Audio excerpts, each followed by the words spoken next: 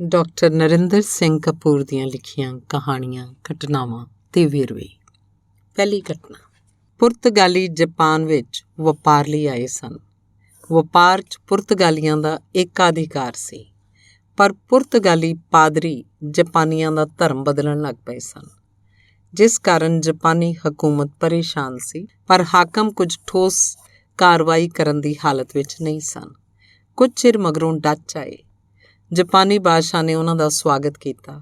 Dutch ਕੇਵਲ ਵਪਾਰ ਕਰਦੇ ਸਨ ਅਤੇ ਜਾਪਾਨੀ ਉਹਨਾਂ ਤੋਂ ਬੰਦੂਕਾਂ ਅਤੇ ਸਮੁੰਦਰੀ ਜਹਾਜ਼ ਬਣਾਉਣਾ ਸਿੱਖਦੇ ਸਨ। ਬਾਦਸ਼ਾਹ ਨੇ ਡੱਚਾਂ ਨੂੰ ਸਾਰੇ ਅਧਿਕਾਰ ਅਤੇ ਰਿਆਇਤਾਂ ਦੇ ਦਿੱਤੀਆਂ ਅਤੇ ਡੱਚਾਂ ਨੂੰ ਇੰਨਾ ਸ਼ਕਤੀਸ਼ਾਲੀ ਬਣਾ ਦਿੱਤਾ ਕਿ ਉਹਨਾਂ ਨੇ ਪੁਰਤਗਾਲੀਆਂ ਨੂੰ ਕੱਢ ਦਿੱਤਾ।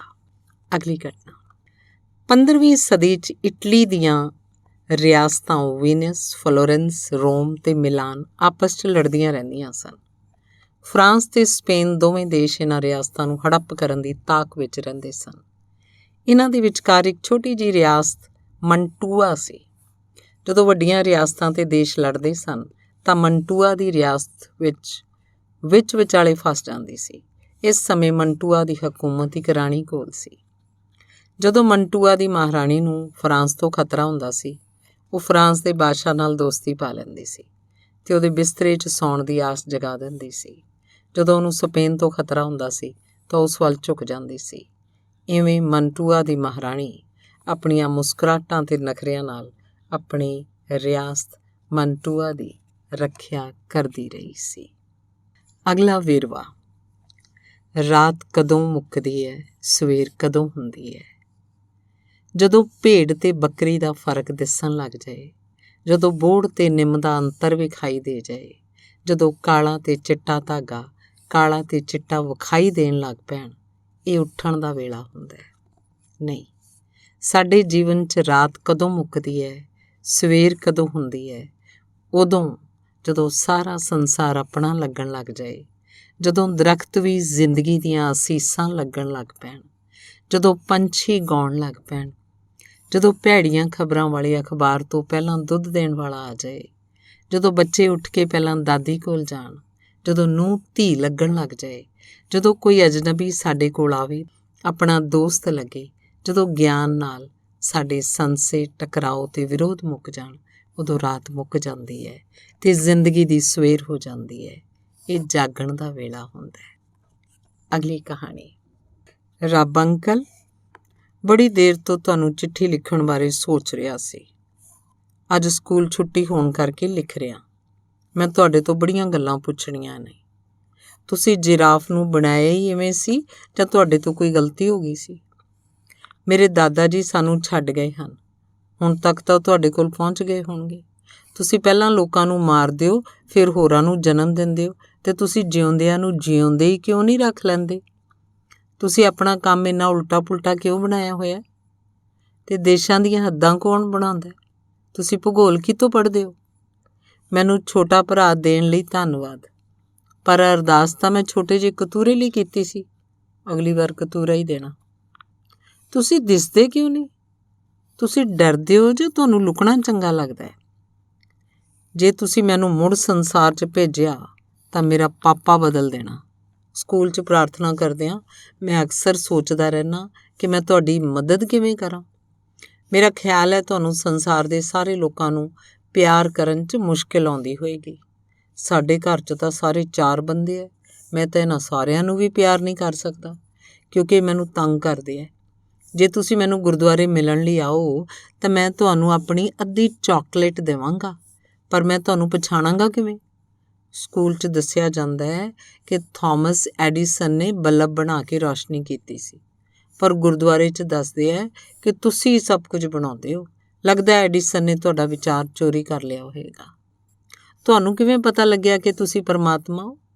ਤੁਹਾਨੂੰ ਕਿਸੇ ਨੇ ਦੱਸਿਆ ਸੀ? ਅਤੇ ਤੁਹਾਡਾ ਹੈਪੀ ਬਰਥਡੇ ਕਦੋਂ ਹੁੰਦਾ ਹੈ?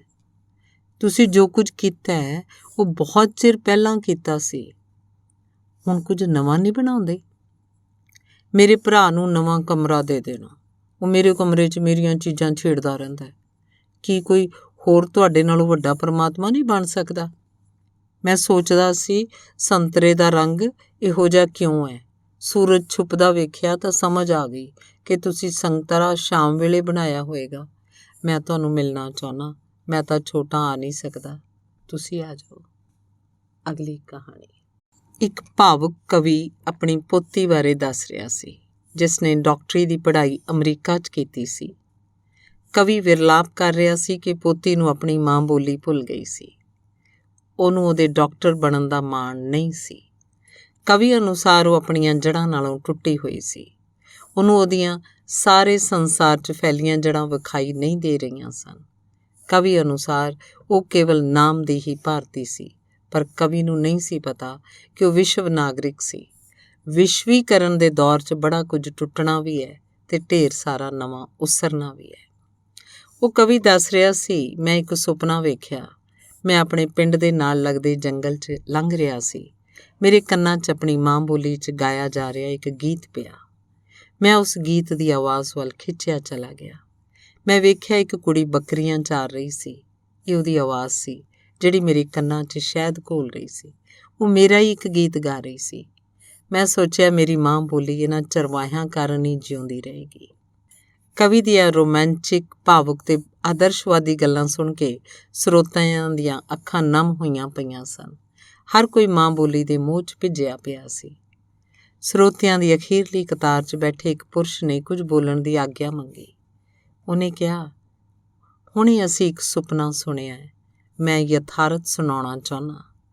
ਮੈਂ ਭੇਡਾਂ ਬੱਕਰੀਆਂ ਚਾਰਨ ਵਾਲੇ ਕਬੀਲੇ ਨਾਲ ਸੰਬੰਧਿਤ ਹਾਂ। ਮੈਂ ਹੁਣ ਵੀ ਬੱਕਰੀਆਂ ਤੇ ਭੇਡਾਂ ਚਾਰਦਾ ਹਾਂ। ਮੇਰੀ ਧੀ ਵੀ ਬੱਕਰੀਆਂ ਚਾਰਦੀ ਹੈ। ਮੇਰੀ ਧੀ ਵੀ ਤੁਹਾਡਾ ਗੀਤ ਗਾਉਂਦੀ ਹੈ। ਉਹ ਜਿਹੜੀ ਤੁਹਾਡਾ ਗੀਤ ਗਾ ਰਹੀ ਸੀ ਉਹ ਮੇਰੀ ਹੀ ਧੀ ਸੀ। ਪਰ ਮੇਰਾ ਸੁਪਨਾ ਹੈ ਕਿ ਮੇਰੀ ਧੀ ਬੱਕਰੀਆਂ ਚਾਰਨ ਦੀ ਥਾਂ ਅਮਰੀਕਾ 'ਚ ਡਾਕਟਰੀ ਪੜ੍ਹੇ ਅਤੇ ਸੁਖਾਲੇ ਘਰ 'ਚ ਸੁਖਦਾਈ ਜੀਵਨ ਜੀਵੇ। ਭਾਵੇਂ ਉਹ ਮੇਰੀ ਮਾਂ ਬੋਲੀ ਭੁੱਲ ਜਾਵੇ, ਪਰ ਮੈਂ ਉਹਨੂੰ ਡਾਕਟਰ ਬਣਿਆ ਵੇਖਣਾ ਚਾਹੁੰਦਾ। ਉਹਨੂੰ ਭੇਡਾਂ ਬੱਕਰੀਆਂ ਚਰਾਉਂਦਿਆਂ ਵੇਖ ਅਤੇ ਉਹਦੇ ਗੀਤ ਸੁਣ ਕੇ ਮੈਂ ਅੱਕ ਗਿਆ। ਕੀ ਮਾਂ ਬੋਲੀ ਨੂੰ ਜਿਉਂਦਿਆਂ ਰੱਖਣ ਦੀ ਜ਼ਿੰਮੇਵਾਰੀ ਕੇਵਲ ਸਾਡੀ ਹੈ? ਅਗਲੀ ਘਟਨਾ। ਇੱਕ ਵਾਰੀ ਓਲੰਪਿਕ ਦੀ ਇੱਕ ਲੰਮੀ ਦੌੜ 'ਚ ਪ੍ਰਬੰਧਕਾਂ ਨੇ ਦੌੜਾਕਾਂ ਦਾ ਸਟੇਡੀਅਮ 'ਚ ਇੱਕ ਵਾਧੂ ਗੇੜਾ ਲਗਵਾ ਦਿੱਤਾ।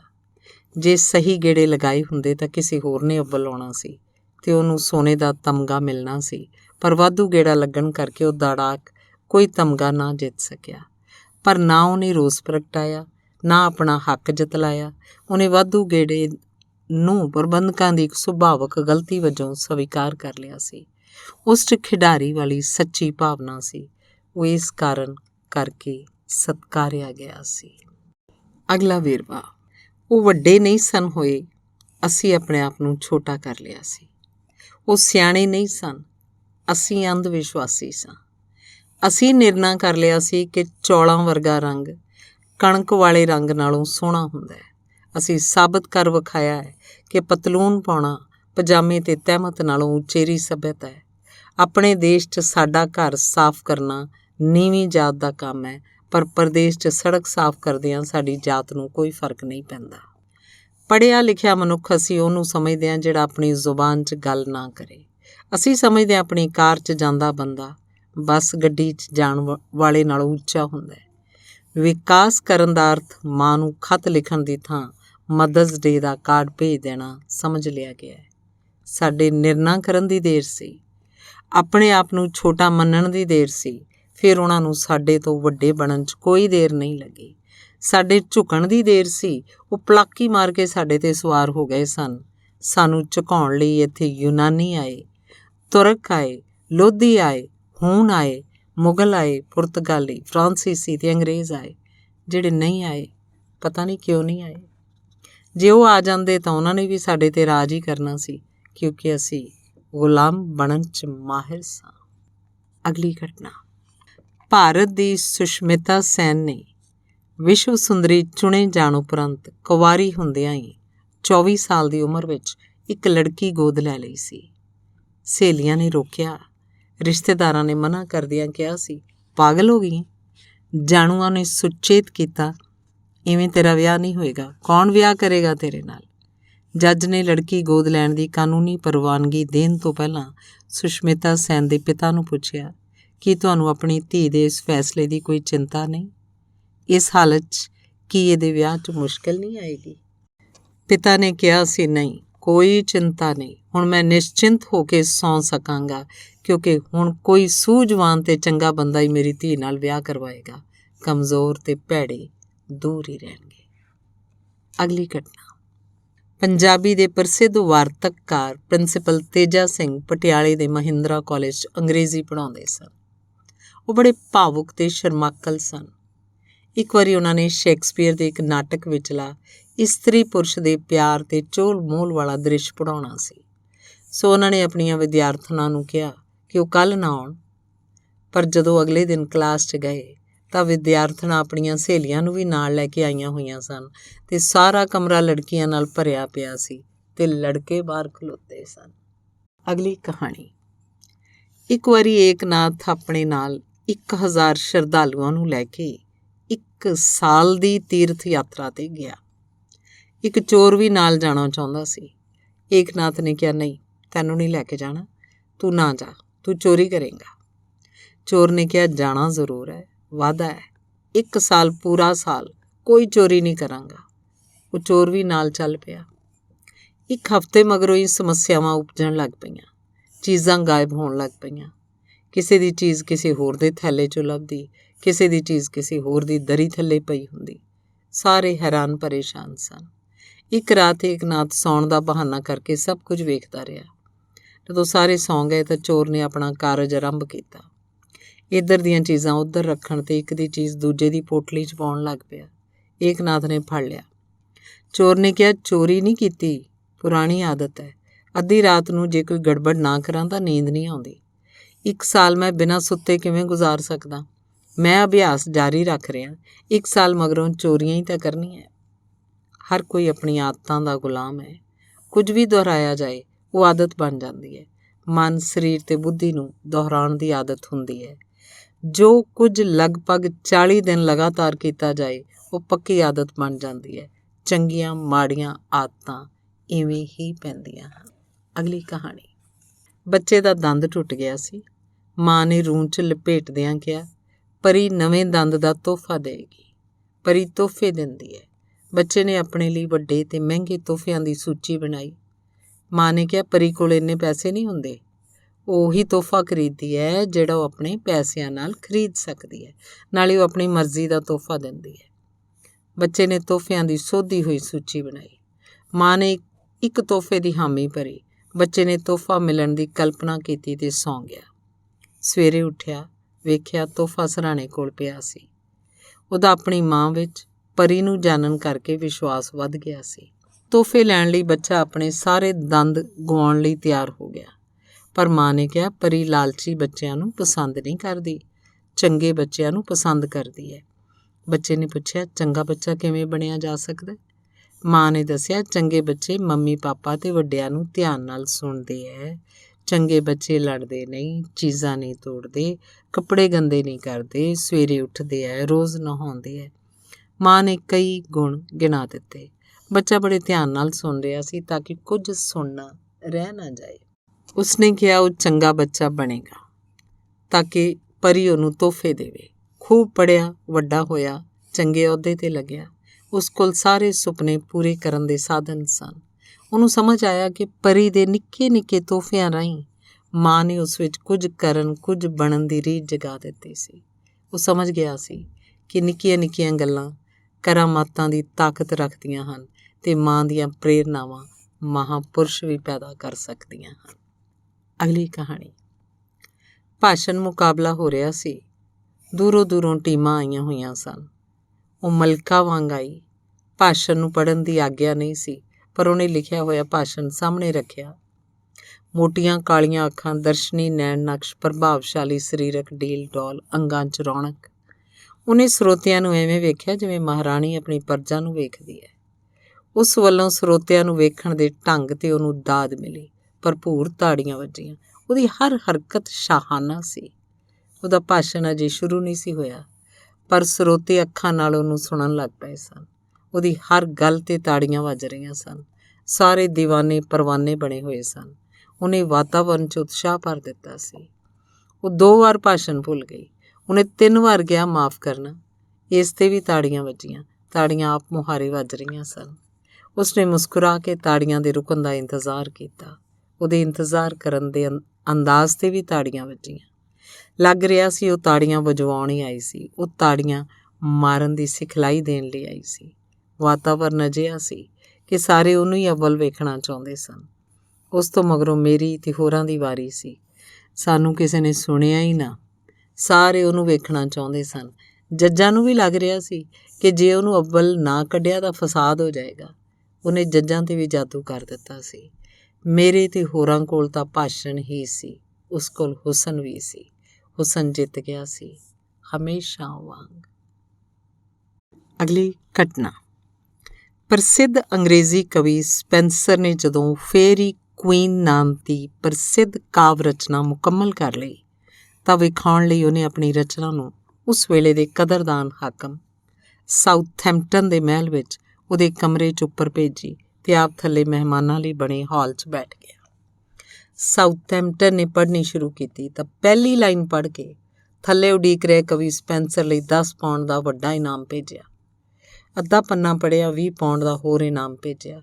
ਪੂਰਾ ਪੰਨਾ ਪੜ੍ਹ ਕੇ 50 ਪਾਉਂਡ ਦਾ ਇਨਾਮ ਭੇਜਿਆ ਤੇ ਐਲਕਾਰਾਂ ਨੂੰ ਕਿਹਾ ਕਿ ਉਹ ਕਵੀ ਸਪੈਂਸਰ ਨੂੰ ਉਹਦੇ ਘਰ ਛੱਡ ਆਉਣ, ਕਿਉਂਕਿ ਜੇ ਉਹ ਉਸ ਕਾਵ ਰਚਨਾ ਨੂੰ ਪੜ੍ਹਦਾ ਗਿਆ ਤਾਂ ਸਪੈਂਸਰ ਉਹਨੂੰ ਕੰਗਾਲ ਕਰ ਦੇਗਾ। ਅਗਲੀ ਕਹਾਣੀ। ਇੱਕ ਵੱਡੇ ਮੱਠ ਦੇ ਸੰਤ ਨੂੰ ਬਿੱਲੀਆਂ ਚੰਗੀਆਂ ਲੱਗਦੀਆਂ ਸਨ। ਉਹਨੇ ਇੱਕ ਬਿੱਲੀ ਪਾਲੀ ਹੋਈ ਸੀ। ਉਹ ਜਦੋਂ ਸਮਾਧੀ ਲਾਉਂਦਾ ਸੀ ਤਾਂ ਬਿੱਲੀ ਕੋਲ ਬੈਠੀ ਰਹਿੰਦੀ ਸੀ। ਉਹ ਤੇ ਉਹਦੀ ਬਿੱਲੀ ਇੱਕ ਦੂਜੇ ਨਾਲ ਇਕਸੁਰ ਸਨ। ਉਹ ਸੰਤ ਮਰ ਗਿਆ। ਉਹਦਾ ਜਾਨਸ਼ੀਨ ਉਸ ਬਿੱਲੀ ਦੀ ਦੇਖਭਾਲ ਕਰਦਾ ਰਿਹਾ ਤੇ ਉਹਨੂੰ ਵੀ ਬਿੱਲੀ ਦਾ ਸਾਥ ਚੰਗਾ ਲੱਗਣ ਲੱਗ ਪਿਆ। ਜਦੋਂ ਬਿੱਲੀ ਮਰ ਗਈ ਤਾਂ ਉਹਨੇ ਨਵੀਂ ਬਿੱਲੀ ਪਾਲ ਲਈ। ਸਭ ਪਾਸੇ ਗੱਲ ਘੁੰਮ ਗਈ ਕਿ ਬਿੱਲੀ ਪਾਲਣ ਨਾਲ ਸਮਾਧੀ ਚੰਗੀ ਲੱਗਦੀ ਹੈ। ਸਾਰੇ ਮੱਠਾਂ 'ਚ ਬਿੱਲੀ ਰੱਖੀ ਜਾਣ ਲੱਗ ਪਈ। ਯੂਨੀਵਰਸਿਟੀ 'ਚ ਬਿੱਲੀ ਦੇ ਸਾਧਨਾ ਦੇ ਪਰਸਪਰ ਸੰਬੰਧਾਂ 'ਤੇ ਸੈਮੀਨਾਰ ਹੋਣ ਲੱਗ ਪਏ। ਇੱਕ ਪ੍ਰੋਫੈਸਰ ਨੇ ਬਿੱਲੀ 'ਤੇ ਇਕਾਗਰਤਾ ਦੇ ਵਿਸ਼ੇ 'ਤੇ ਪੁਸਤਕ ਲਿਖੀ, ਜਿਸ ਉੱਤੇ ਇਨਾਮ ਵੀ ਮਿਲਿਆ। ਲਗਭਗ 1 ਸਦੀ ਇਉਂ ਹੀ ਚੱਲਦਾ ਰਿਹਾ। ਇੱਕ ਵਾਰੀ ਜਦੋਂ ਮੱਠ ਦਾ ਨਵਾਂ ਮੁਖੀ ਸਥਾਪਿਤ ਹੋਇਆ ਤਾਂ ਉਹਨੂੰ ਬਿੱਲੀ ਵੇਖਣ ਨਾਲ ਹੀ ਨਿੱਛਾਂ ਆਉਣ ਲੱਗ ਪੈਂਦੀਆਂ ਸੀ। ਉਹਨੂੰ ਬਿੱਲੀ ਤੋਂ ਐਲਰਜੀ ਸੀ। ਉਹਨੇ ਬਿੱਲੀ ਤਿਆਗ ਦਿੱਤੀ। ਸਾਰਿਆਂ ਨੇ ਵਿਰੋਧ ਕੀਤਾ, ਪਰ ਉਹਦੀ ਯੋਗਤਾ ਅੱਗੇ ਸਾਰੇ ਚੁੱਪ ਕਰ ਗਏ। ਬਿੱਲੀ ਤੋਂ ਬਿਨਾਂ ਹੀ ਸਮਾਧੀ ਲੱਗਣ ਲੱਗ ਪਈ। ਹੌਲੀ ਹੌਲੀ ਸਾਰੇ ਮੱਠਾਂ 'ਚੋਂ ਬਿੱਲੀ ਹਟਾ ਦਿੱਤੀ ਗਈ। ਯੂਨੀਵਰਸਿਟੀ 'ਚ ਬਿੱਲੀ ਤੋਂ ਬਿਨਾਂ ਸਾਧਨਾ ਦੇ ਲਾਭ ਵਿਚਾਰੇ ਜਾਣ ਲੱਗ ਪਏ। ਇੱਕ ਪ੍ਰੋਫੈਸਰ ਨੇ ਖੋਜ ਕਰਕੇ ਸਿੱਧ ਕੀਤਾ ਕਿ ਬਿੱਲੀ ਤੋਂ ਬਿਨਾਂ ਇਕਾਗਰਤਾ ਵਿੱਚ 20% ਦਾ ਵਾਧਾ ਹੁੰਦਾ ਹੈ। ਇੱਕ ਹੋਰ ਨੇ ਪ੍ਰਮਾਣਾਂ ਸਮੇਤ ਨਿਸ਼ਕਰਸ਼ ਕੱਢਿਆ ਕਿ ਅਸਲੀ ਸਾਧਨਾ ਉਹ ਹੈ ਜੋ ਬਿੱਲੀ ਵਰਗੀ ਕਿਸੇ ਬਾਹਰੀ ਸਹੂਲਤ ਤੋਂ ਬਿਨਾਂ ਹੀ ਕੀਤੀ ਜਾਏ। ਅਗਲੀ ਸਦੀ 'ਚ ਬਿੱਲੀ ਮੱਠਾਂ ਵਿੱਚੋਂ ਪੂਰੀ ਤਰ੍ਹਾਂ ਲੋਪ ਹੋ ਗਈ। ਇਵੇਂ ਬਿੱਲੀ ਦੀ ਪਰੰਪਰਾ ਉਸਰਨ ਤੇ ਲੋਪ ਹੋਣ ਵਿੱਚ 2 ਸਦੀਆਂ ਲੱਗ ਗਈਆਂ। ਹਰ ਪਰੰਪਰਾ ਦੇ ਉਸਰਨ ਤੇ ਲੋਪ ਹੋਣ ਦੀ ਕਹਾਣੀ ਇਉਂ ਹੀ ਹੈ। ਧੰਨਵਾਦ।